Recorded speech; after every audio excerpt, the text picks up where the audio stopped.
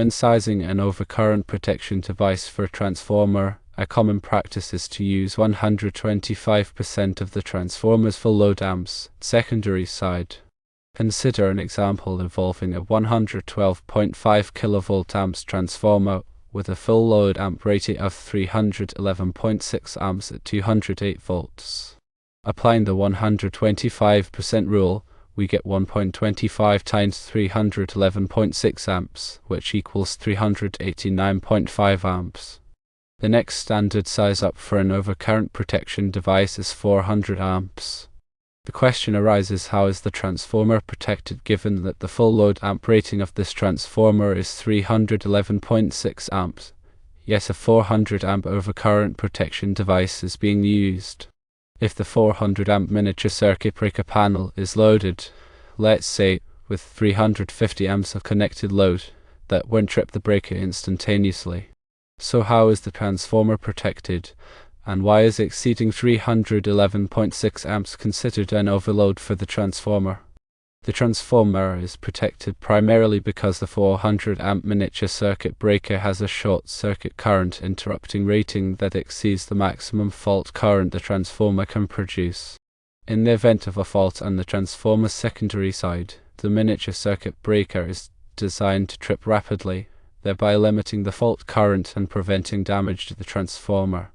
The full load amp rating of the transformer signifies the maximum current the transformer can safely handle continuously without experiencing overheating. Sizing the overcurrent protection device to 125% of the full load amp serves two main purposes. Firstly, it provides a safety margin to accommodate typical load variations and prevents nuisance tripping due to temporary overcurrents.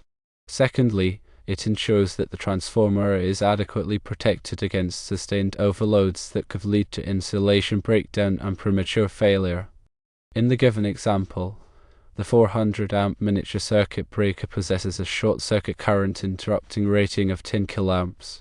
This rating signifies that the breaker can safely interrupt fault currents up to 10 kA without sustaining damage or failing catastrophically. Since the transformer's maximum fault current is below this threshold, the miniature circuit breaker will effectively trip and isolate the transformer in the event of a fault. The transformer's impedance plays a vital role in limiting the fault current magnitude. The higher the impedance, the lower the fault current. Consequently, the overcurrent protection device's interrupting rating must be adequate to handle the maximum potential fault current considering the transformer's impedance. It's important to note that the overcurrent protection device's time current characteristic also contributes to transformer protection. These characteristics define how quickly the breaker trips in response to different levels of overcurrent. Generally, the breaker should trip faster as the overcurrent increases, preventing prolonged exposure to excessive currents that could damage the transformer. Furthermore, coordination between the overcurrent protection device and the transformer's thermal withstand capability is essential. The transformer's thermal withstand curve specifies the maximum permissible current for a given duration without causing irreversible damage. The overcurrent protection device's time current characteristic should ideally lie below the transformer's thermal withstand curve, ensuring that the breaker trips before the transformer's thermal limits are exceeded. The National Electrical Code, or NEC, provides guidelines for transformer protection. NEC Section 450.3 outlines the requirements for overcurrent protection of transformers, including the permissible overcurrent protection device size and the need for coordination with the transformer's characteristics. The NEC permits the primary overcurrent protection to be set at up to 250% of the transformer primary current under certain conditions, such as when the primary protection also protects the secondary conductors. However, the secondary overcurrent protection should still be sized appropriately to protect the transformer against overloads. Proper coordination of overcurrent protection devices is crucial in electrical systems. Coordination ensures that the overcurrent protection device closest to the fault trips first, minimizing the extent of the outage and preventing unnecessary tripping of upstream devices. Coordination studies involve analyzing the time current characteristics of different overcurrent protection devices in the system to ensure selective tripping. Different types of overcurrent protection devices are available, including fuses and circuit breakers. Fuses are single-use devices that melt and interrupt the circuit when the current exceeds their rating. Circuit breakers are reusable devices that trip and can be reset after the fault is cleared. Each type of overcurrent protection device has its own advantages and disadvantages in terms of cost, performance, and maintenance requirements.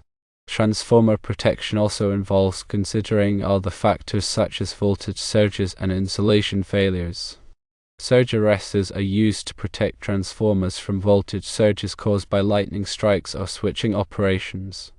Insulation monitoring devices can detect insulation degradation and provide early warning of potential failures. Regular maintenance and testing of transformers and overcurrent protection devices are essential for ensuring reliable operation and preventing failures. Maintenance activities include inspecting the transformer for leaks, checking the oil level and condition, and testing the insulation resistance.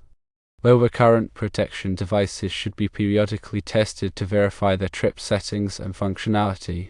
In summary, the transformer is protected by the 400 amp miniature circuit breaker due to its short circuit current interrupting rating exceeding the transformer's maximum fault current. The breaker trips rapidly in the event of a fault, limiting the current and preventing damage. The full load amp rating represents the continuous safe operating limit, while the overcurrent protection device provides a safety margin and prevents overloads.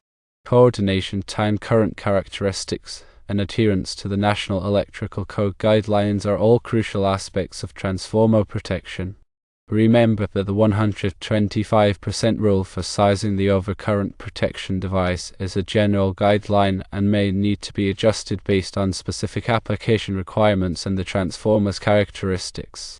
Consulting with a qualified electrical engineer is recommended to ensure proper transformer protection. Moreover, it's important to understand the difference between overload and short-circuit conditions. An overload occurs when the transformer is subjected to a current higher than its full load amp rating for an extended period. This can cause the transformer to overheat and potentially damage the insulation. A short circuit, on the other hand, is a sudden and drastic increase in current caused by a fault in the electrical system. Short circuits can generate very high fault currents that can quickly damage equipment if not interrupted promptly. Overcurrent protection devices are designed to protect against both overload and short-circuit conditions. They have different tripping characteristics for each type of condition. For overloads, the breaker may take several seconds or even minutes to trip, depending on the magnitude of the overcurrent. For short circuits, the breaker should trip almost instantaneously, typically within a few milliseconds. The selection of the appropriate overcurrent protection device depends on several factors, including the transformer's size, voltage, and impedance, as well as the characteristics of the load being served. Factors such as the available fault current at the transformer's location and the desired level of coordination with other overcurrent protection devices in the system should be considered. In addition to overcurrent protection, transformers may also be equipped with other protective devices such as differential relays and sudden pressure relays.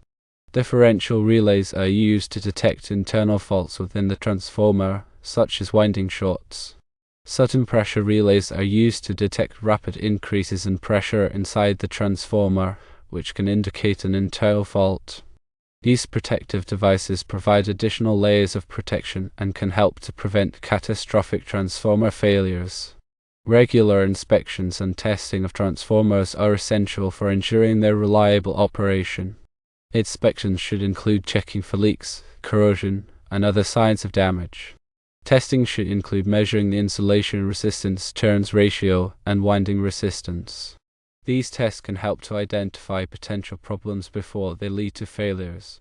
Proper grounding of transformers is also crucial for safety.